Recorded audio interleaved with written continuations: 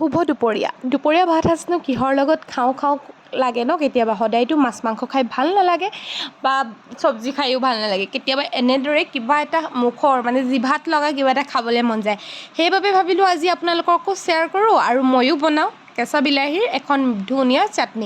চাটনিবিধৰ বাবে বহুত বেছি বস্তুৰ প্ৰয়োজন নহয় অকল বিলাহী ৰচুন আদা লগতে অকণমান জলকীয়া মই একদম মহাৰাজাক লৈ লৈছোঁ আপোনালোকে যিকোনো জলকীয়া ব্যৱহাৰ কৰিব পাৰিব আৰু কিন্তু এটা কথা যদি এই চাটনিবিধ বহুত বেছি টেষ্টি বহুত বেছি সোৱাদ লগাকৈ বনাওঁ বুলি ভাবে তেন্তে আপোনালোকে মৰাণ আদা ব্যৱহাৰ কৰিব পাৰে মই মৰাণ আদা ব্যৱহাৰ কৰিছোঁ আচলতে জাতি আদাটো মই ইমান ভাল নাপাওঁ কাৰণ তাৰ জালটো ইমান নাথাকে সেইবাবে মই মৰাণ আদা ব্যৱহাৰ কৰিছোঁ আপোনালোকে জাতি আদা ব্যৱহাৰ কৰিলেও টেষ্টটো অকণমান বেলেগ হ'ব পাৰে কিন্তু খাবলৈ ভালেই হ'ব চাগে প্ৰথমতে এখন টাৱাত মই গোটেই বস্তুখিনি ধুনীয়াকৈ সেকি লৈছোঁ এনেকৈ মানে অকণমান মিঠাতেল দিছোঁ যাতে তাত অলপ কেঁচা গোন্ধটো থাকে বহুত বেছি কেঁচা গোন্ধটো থাকিলেও ভাল নালাগিব চাটনিবিধত সেইবাবে আৰু ধুনীয়াকৈ এইখিনি এটা লুটিহে মই অকল সেকিছোঁ মানে এটা লুটিহে মই অকণমান জুইত পুৰা লিখীয়া কৰি লৈছোঁ গোটেইটোতো বিলাহীটো পুৰি ল'লে বেলেগ এটা টেষ্ট হ'ব সেইকাৰণে অলপ কেঁচা ভাৱ থকাকৈ ধুনীয়াকৈ দিছোঁ আৰু মই লৰাবলৈ হেতা চামুচ একো বিচাৰি নোপোৱা লিখিয়াকৈ কটাৰীখনে লৈ লৈছোঁ দেখিছেনে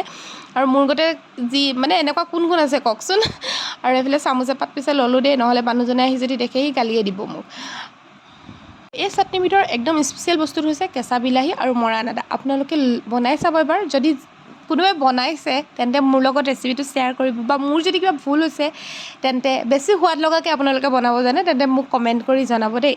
আৰু ফাইনেলি আমাৰ কেঁচা বিলাহীৰ চাটনিকণ ৰেডি হ'ল আৰু আপোনালোকক দেখি কেনেকুৱা লাগিছে জনাবচোন খাবলৈ বহুত বেছি টেষ্টি হয় আপোনালোকে এবাৰ বনাই চাবচোন বাই